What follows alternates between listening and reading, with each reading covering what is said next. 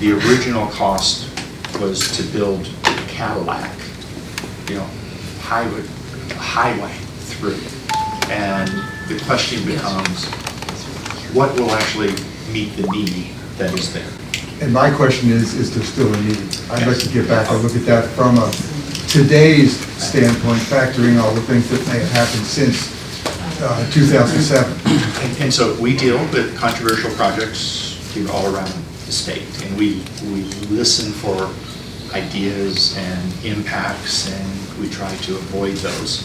But ultimately, we do rely on local elected officials to represent their citizens and to tell us.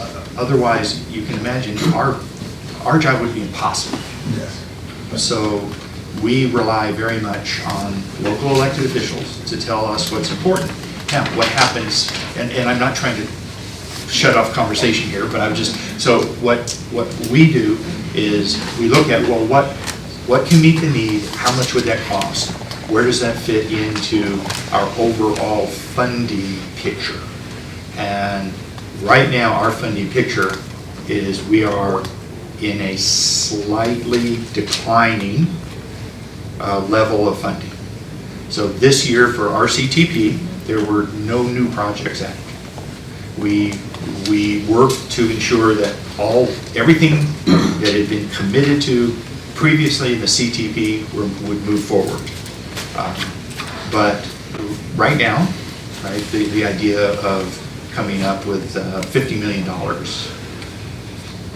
we don't have $50 million. But we do want to be responsive to Marylanders. And we do listen, right? But there's always diverse voices, and we have to listen, right, to what are those mechanisms that are in place that represent communities. So we listen to the town council, we listen to the county commission, and when we hear issues that what your concerns are is what those impacts are going to be, we try to fold that into what a design would look like.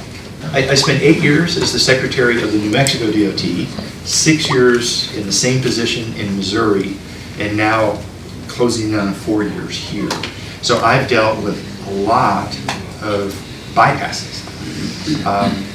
From my experience, I find it's better to consider them as relief routes to allow congestion to have somewhere to go.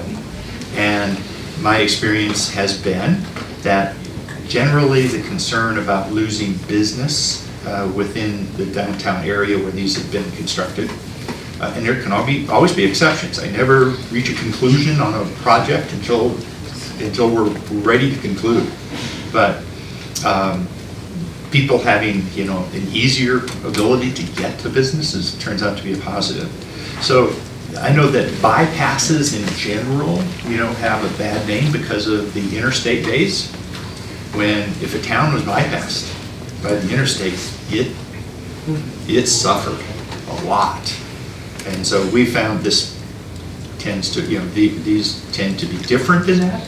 But we care, but so do your elected officials.